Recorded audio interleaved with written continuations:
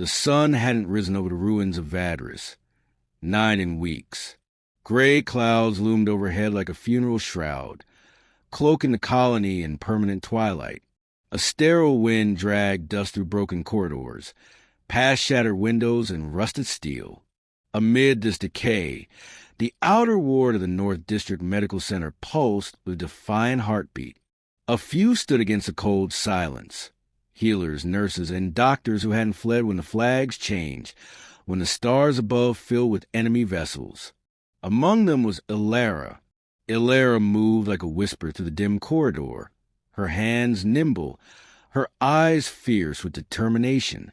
Her medical coat, though soot-stained and fraying at the edges, bore no insignia. She had long since removed the identifying patches that marked her as human or healer. It no longer mattered in a war, where even medics were considered enemies.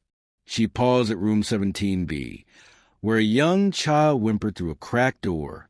Her hand rested gently on the latch, fingers steady despite the tremor in the air.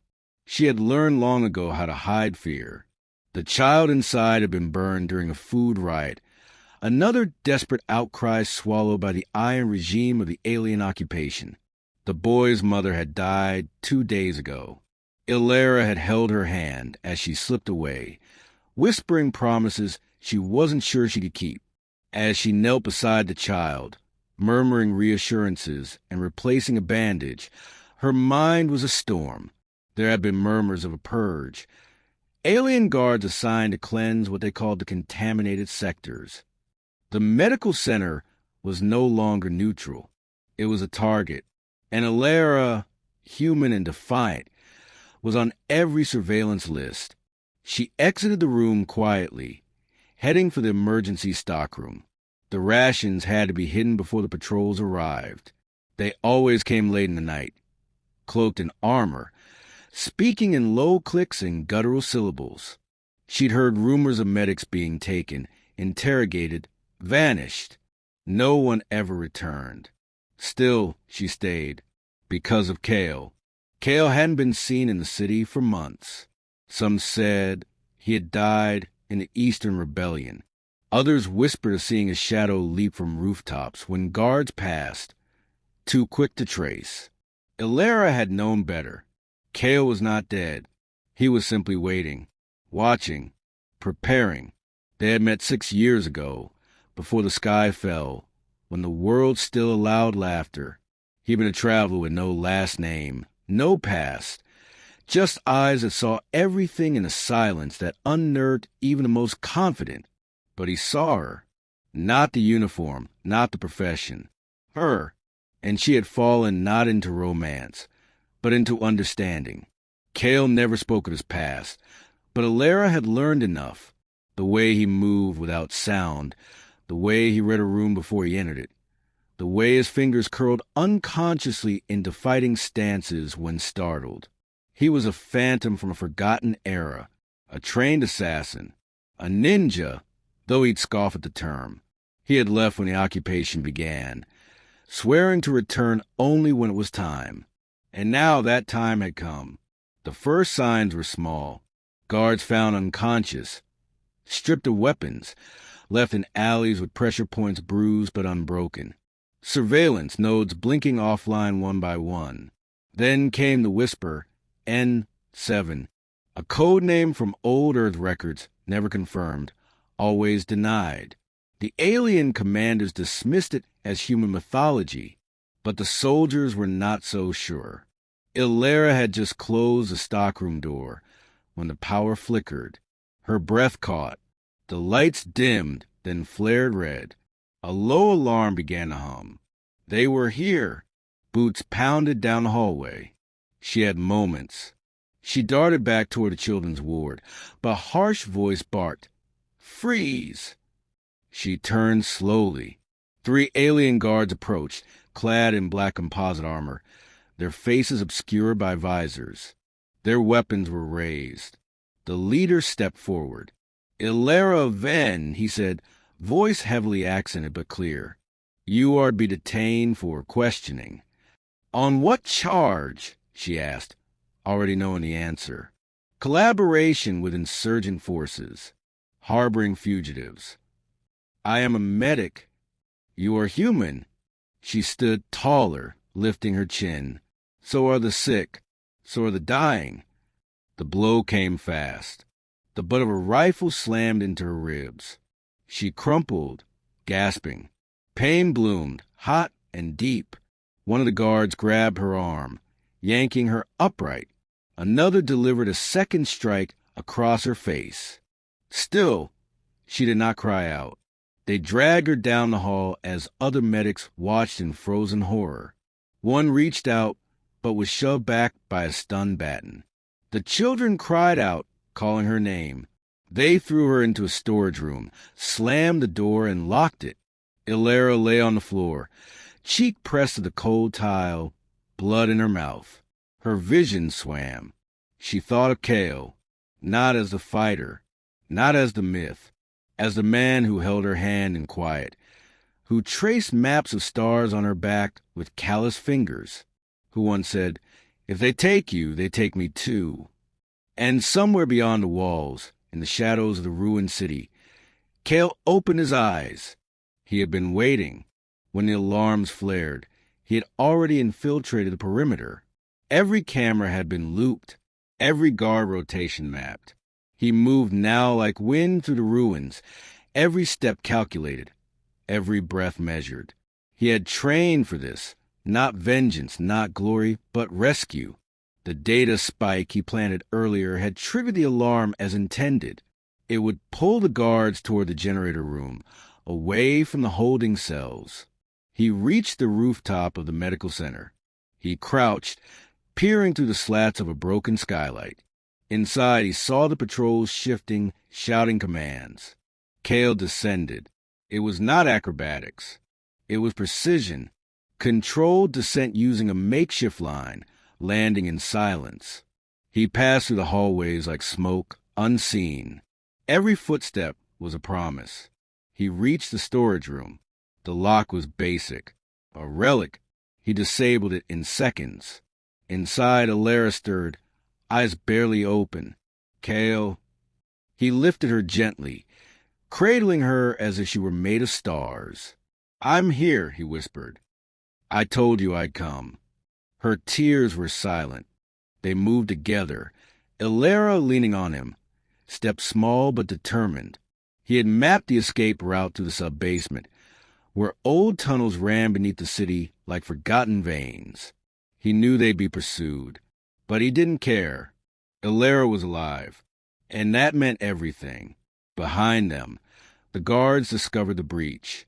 Shouts erupted. Sirens blared. Kale didn't look back. They reached the tunnel entrance.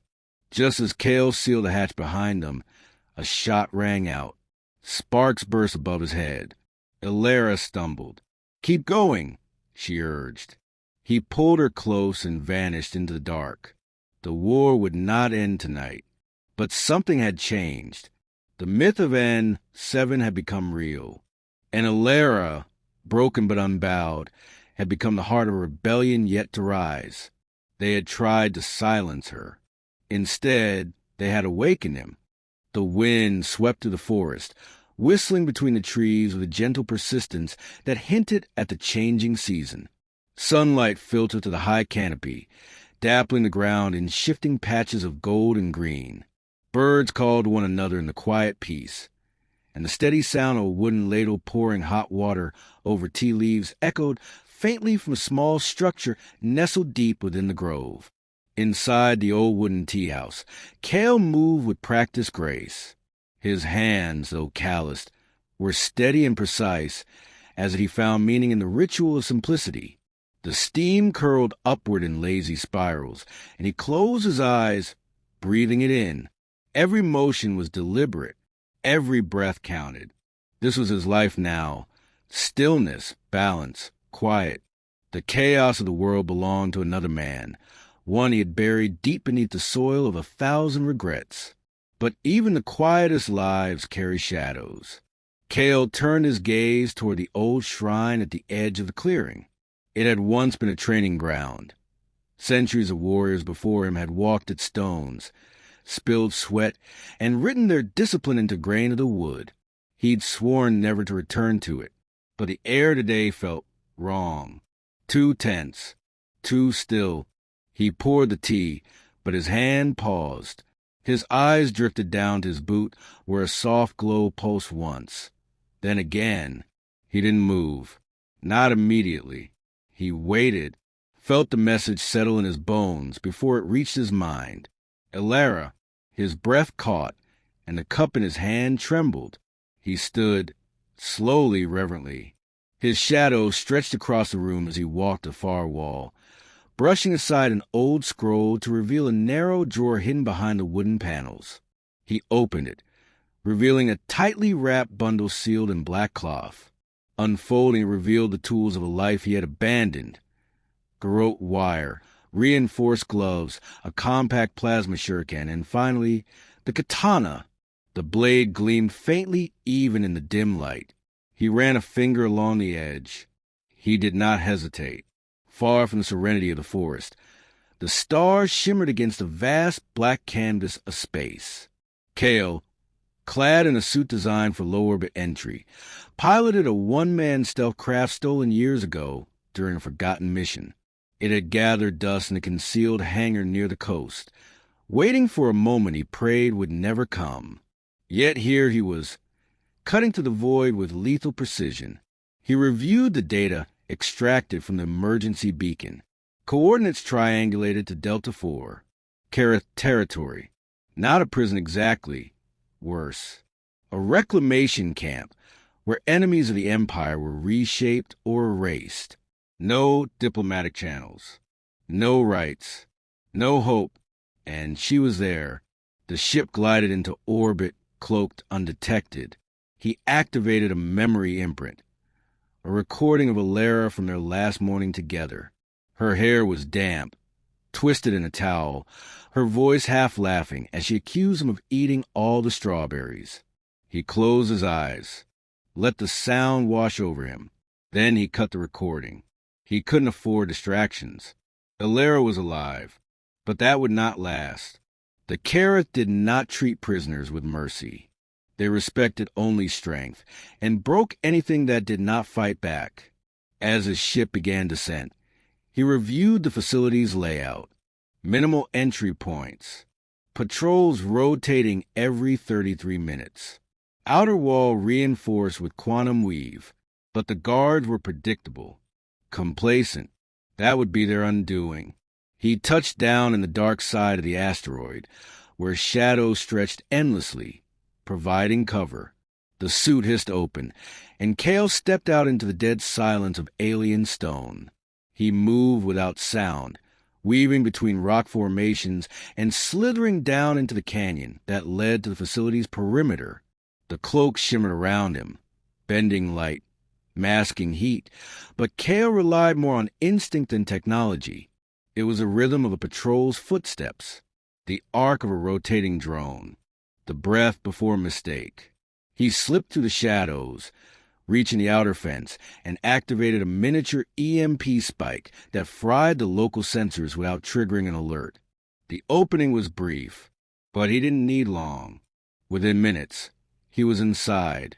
The scent hit him first, sterile cleanser overlaying rot, like someone had tried to bury the truth beneath bleach. He scaled the wall of the west wing, slipped through a ventilation shaft, and descended into the barracks below. Each step took him closer. Meanwhile, Elara lay on the cot in her cell, blood drying along her jawline, her ribs bruised with every breath. The lights had dimmed for night cycle, but sleep did not come. Pain carved through her chest, sharp and insistent. Her fingers traced the edge of the cold stone beside her, grounding herself in the tangible. She wondered if the message had gone through, if Kale would know, if he could even reach her. More than once, she had imagined him storming into this place like a tempest, untouchable, unstoppable. But those were fantasies. He had left that life behind, buried it. She'd watched him do it. She'd encouraged it. He didn't owe her this. And yet, as her vision dimmed and her body cried out for rest, She held on to a single, desperate hope. Cale had always kept his promises. Across the compound, the guards were finishing their shift rotation. Jorvik paced the corridors, unaware of the silent shape watching him from the ceiling. Tren made his usual rounds through the infirmary, pausing to leer at the unconscious nurse through the transparent cell door. He tapped the glass with a clawed finger. "She'll break soon," he muttered. "They always do." He moved on. Cale dropped behind him, silent as falling snow. In one fluid motion, he slipped the wire around the alien's throat and pulled. Tren thrashed silently, eyes bulging, but Cale's grip did not falter. It was not rage. It was focus. The body hit the floor without a sound. Cale dragged it into the supply closet, took the key card, and adjusted his suit. He was running out of time. Using the access pass, he bypassed the East Wing security doors. He found the central system and uploaded a loop of surveillance data. 10 minutes, just enough to remain unseen. He knew he wouldn't have another chance. The facility was too large to dismantle alone, but he wasn't here to fight a war. He was here for one person. Finally, he reached the medical ward. The lights flickered overhead, casting long, stuttering shadows. His eyes scanned the cells. Third from the left. He approached, his breath caught in his throat. Illyra lay there, unconscious, her face turned away. Blood crusted along her temple. Her body was thinner, frilier, but unmistakably hers. For a moment, he simply stood there, the weight of seeing her again anchoring him in place.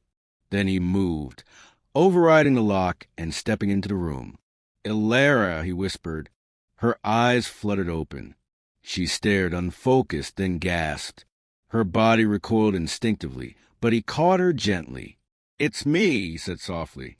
"It's Cale." A single tear slid down her cheek. "I didn't think you'd come." "I always come," he said. He cradled her carefully, checking her pulse, assessing her injuries.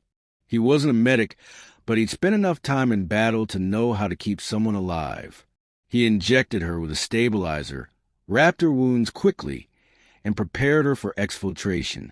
She gripped his hand, weak but insistent. How did you find me?" He didn't answer right away. Instead, he looked around, at the broken people in nearby cells, at the cruel instruments lining the walls. "They made a mistake," he said finally. "What mistake?" "They hurt someone I love." As he lifted her into his arms and turned toward the exit, alarms suddenly blared through the facility. The surveillance loop had ended. A drone had spotted the missing guard. Time had run out. Cale's eyes narrowed. He shifted Illyra's weight slightly, cradling her close. Then he vanished into the smoke and shadows, the hunt now truly begun. The alarm screamed through the corridors like 1,000 wailing sirens, shattering the brief silence that had cloaked their escape. Red light strobed across the compound, bathing Cale in a blood-hued glow as he sprinted down the narrow hallway. Illyra held tightly in his arms. Her body was limp, barely responsive despite the stabilizer coursing through her veins. He could feel the heat from her skin against his, her shallow breasts fluttering against his chest, each one a fragile promise that she was still with him. The facility had come alive in a flurry of mechanical motion and barking voices.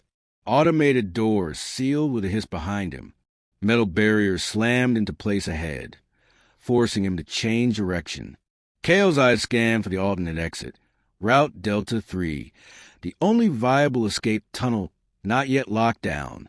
He veered left, ducking beneath a closing gate, his shoulders slamming into the edge with bone-jarring force. Pain exploded through him, but he gritted his teeth and pushed forward. Illyra stirred weakly in his arms, a soft moan escaping her lips.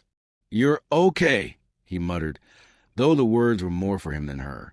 Overhead, the klaxons were joined by the mechanical clatter of boots, reinforcements. The Kareth guard units were mobilizing. He had minutes, maybe less, before they would descend on him in waves. Alone, he could have vanished, faded into vents and shadows, dismantled the threat piece by piece. But not now, not carrying her. And still, retreat wasn't an option.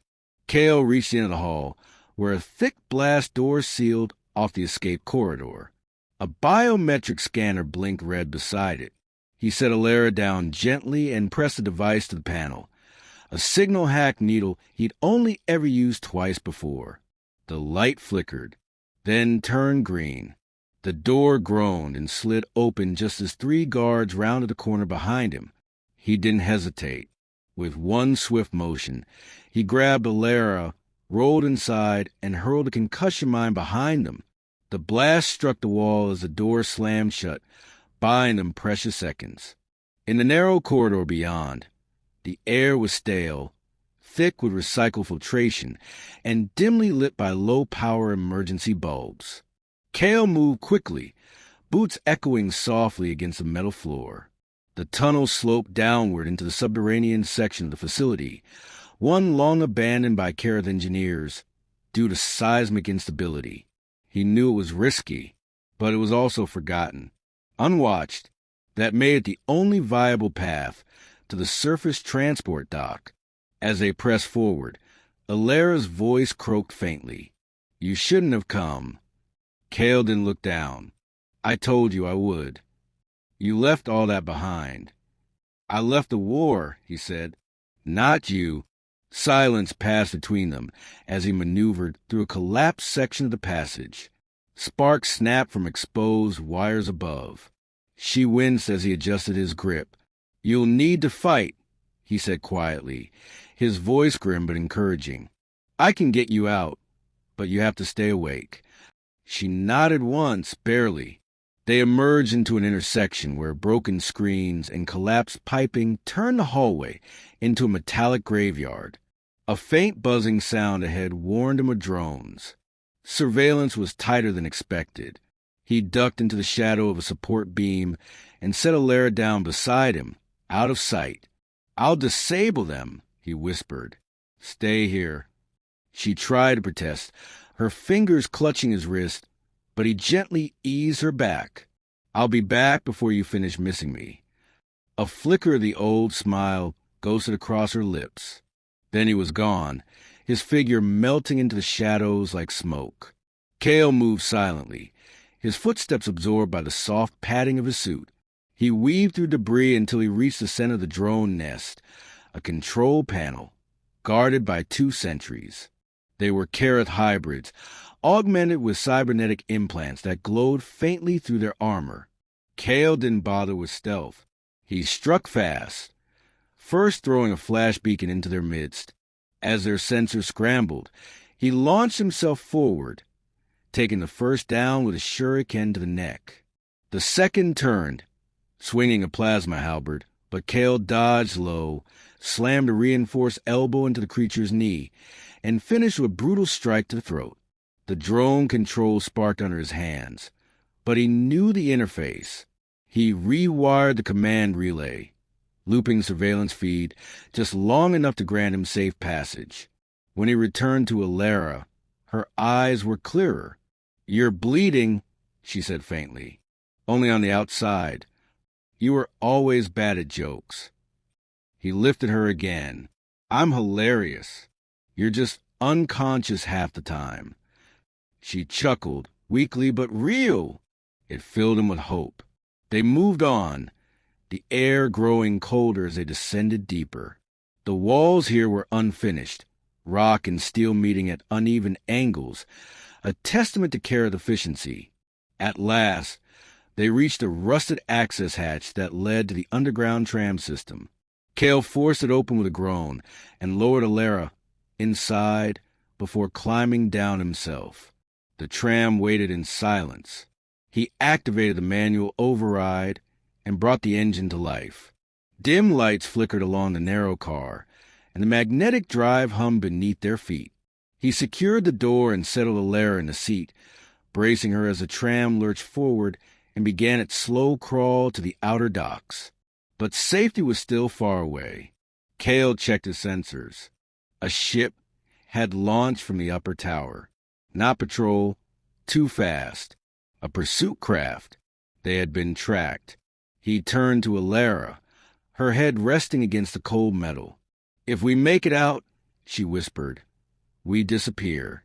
No more saving the world. No more missions." "Agreed." She opened one eye. "You mean it?" "I mean it. Even the part where we get a house by the ocean?" He smiled, especially that part. But the smile faded as the tram shuddered. The lights dimmed. Ahead, a barricade blocked the exit tunnel.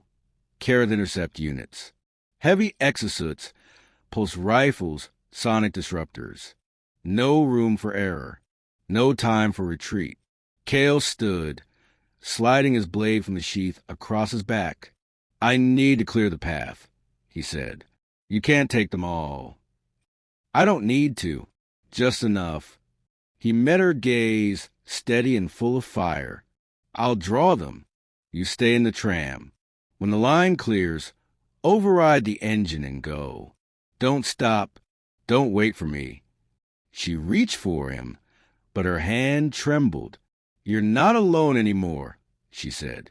"You don't have to be the weapon." "I know," he said softly. "But sometimes it takes a weapon to protect the things we love." Then he stepped out. The moment his boots hit the floor, he moved with terrifying speed. The exosuits turned, already locking targets, but Kale was faster. He ducked low under the first volley, through two mines that exploded in clouds of EMP disruption, and vaulted over the rubble.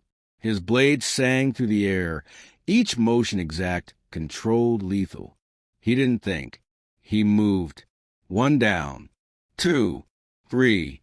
A fourth caught him with a glancing blow, sending him crashing into the sidewall. Blood spilled down his arm. But he rose. He always rose. Inside the tram, Alara watched the cracked window, heart pounding. She saw him fall, saw him rise, saw the bodies fall around him like leaves in a storm. Her hands found the control panel, fingers hovering, waiting for the moment. Kale staggered, breathing ragged. Only one remained. The commander. The two faced off in the tunnel, the silence between them louder than any scream. The Kareth warrior raised a heavy disruptor cannon. Kale had no time to dodge. But as the weapon charged, the tram behind him surged forward. Alara had seen enough. She rammed the control spike into the override slot and forced the tram into motion. The vehicle slammed into the remaining enemy, crushing him against the wall in a screech of metal. Kale turned, stunned. Alara leaned heavily against controls, barely conscious. "I told you," she said weakly. "No more missions alone."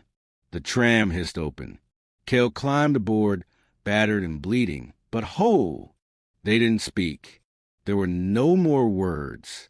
Just the sound of the tram gliding into final tunnel, taking them away from a nightmare and toward whatever waited beyond. The tunnel finally opened to the surface just as the first shards of dawn split the darkness. Pale golden light filtered into the jagged exit, brushing against Kale's dirt-smeared face and streaks of blood that hadn't yet dried. The tram hissed to a halt, a tired sigh of machinery that mirrored the exhaustion in his limbs. Every breath ached. Every inch of him burned. But Alara was alive. That was the only truth that mattered. He moved to lift her once more gently this time. The weight of her body hadn't changed, but now it felt heavier, burdened with more than just the bruises and brokenness inflicted upon her. She had seen things no nurse should see, endured things no healer should endure. The kindness in her had not been extinguished, but it flickered now, like a candle in wind. As they emerged from the tram, the open world beyond the mountain yawned wide before them. The air was sharp and cold, edged with the scent of wet soil and iron. In the distance, a Kareth skyship burned in slow descent, trailing black smoke across the violet sky. Somewhere beyond that horizon, freedom waited. A small transport vessel lay camouflaged beneath a rocky outcrop, just as Cale had arranged weeks ago, before everything fell apart. He carried Alara inside and gently secured her in the medbay recliner. Her eyes fluttered open. "This isn't the ocean," she murmured. "No," Cale said softly, brushing a damp strand of hair from her brow. "But we'll get there." Her lips trembled into a smile, and then she drifted into a sleep that looked, for once, peaceful. Cale stepped into the cockpit and began the launch sequence, his fingers trembling slightly as he keyed in the ignition. His mind wasn't on the instruments, though. It lingered in the hallways of the Kareth compound, echoing with screams, with memory, with vengeance. He remembered their faces, the guards, the commander, the way they struck Alara without hesitation, without humanity. The hatred burned in him still, but beneath it, another flame smoldered, one that scared him more. Guilt. He had trained to be invisible, a weapon with no weakness. But they had found his weakness anyway. They had hurt her because of him. As the ship lifted off and broke through the clouds, Cale stared out at the shifting horizon, unsure what peace would even feel like anymore. 2 days passed in orbit, 2 days of silence, of tending wounds, of watching Alara's bruises fade, while his own grew deeper inside where no medic scanner could see. She was healing. She laughed again. She even joked about shaving his head while he slept. But Cale wasn't sleeping. Not much, at least. On the third morning, a proximity alert blared through the ship. Cale raced to the control deck. A single vessel appeared on the radar, approaching fast, unmarked, but with a signature Cale recognized instantly. The Kareth weren't done. "Wake up," he told Alara, gently but firmly. She sat up, still weak but stronger than before. "What is it?" "They found us." Her face hardened, the way it had that night long ago when they met during a resistance skirmish. "Then we fight." "No," Cale said. "We run." But even as the words left his mouth, the other ship fired. A jolt rocked their vessel, systems flashing red. Cale struggled to maintain altitude. The engines shrieked. "We're going down." The crash came with an explosion of white light and deafening noise. The ship spun, pieces tearing free as it pierced the atmosphere. Cale grabbed Alara, shielding her as the world around them dissolved into chaos. Then impact, darkness, silence. When Cale came to, the world was smoke and flame. Pain seared his side, but he ignored it. Alara lay nearby, coughing, blood streaking her temple. He crawled to her, checked her vitals. "Alive." "You okay?" he rasped. She nodded. "I've had worse." They looked around. Trees surrounded them. The wreckage of the ship burned behind, casting flickering shadows on the earth. Somewhere nearby, something moved, mechanical and purposeful. Cale's breath caught. "They're here." He reached for his weapon, only to realize it had been lost in the crash.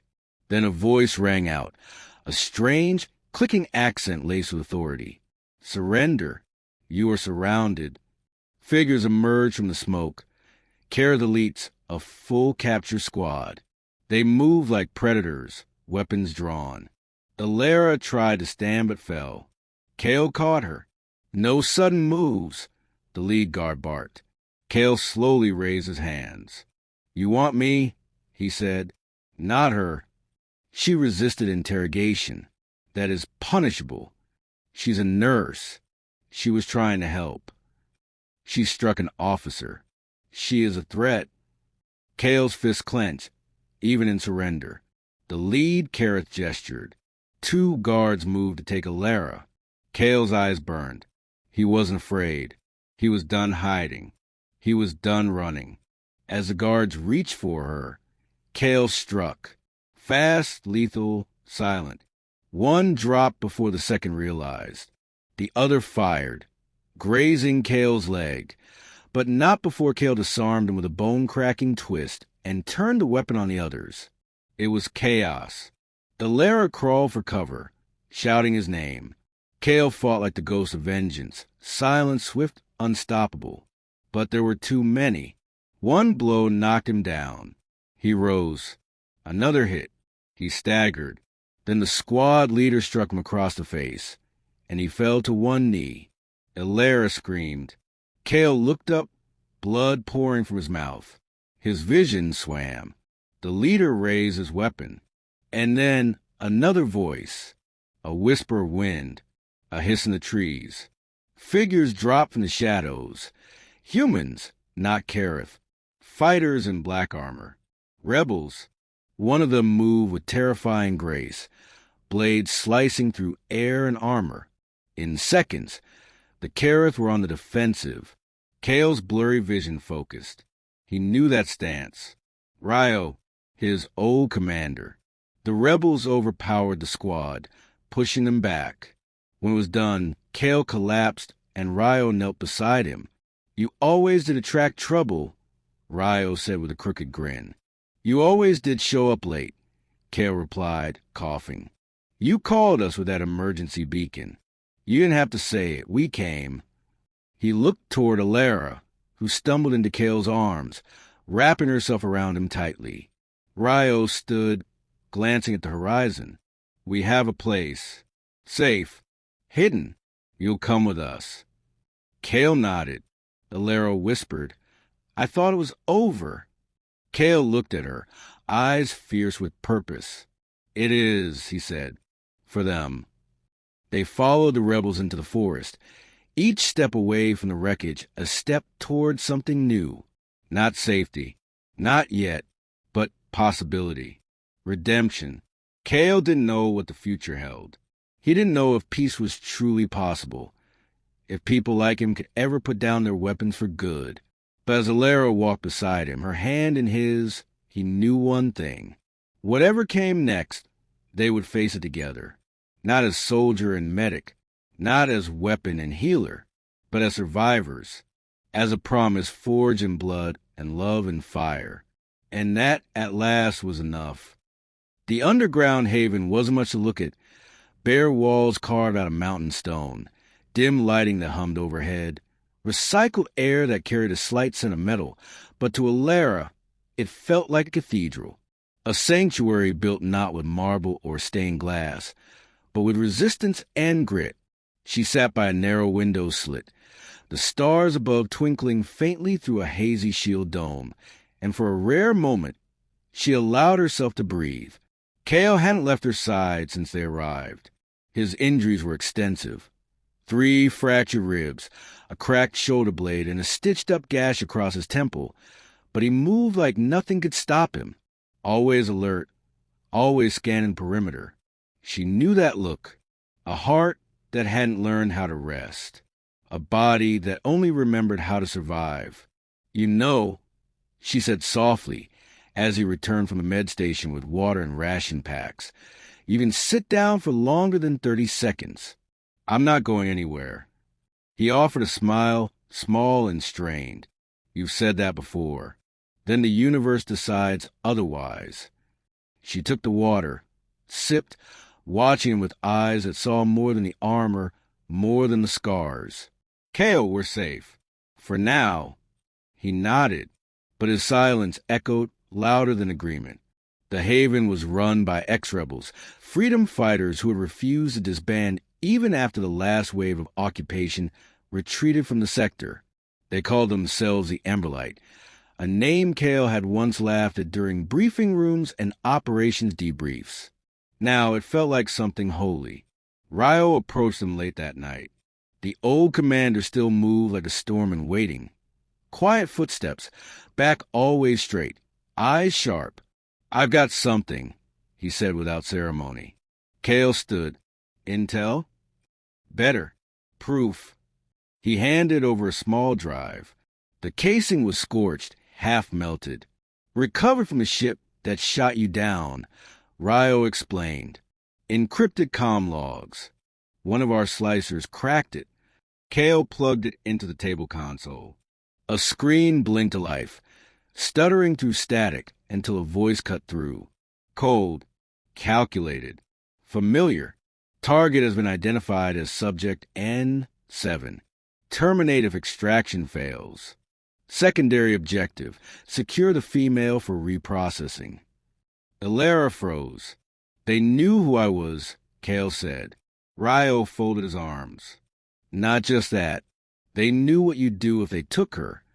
It was a trap. Ryo nodded, and you walked right into it. Kale's knuckles whitened on the table's edge.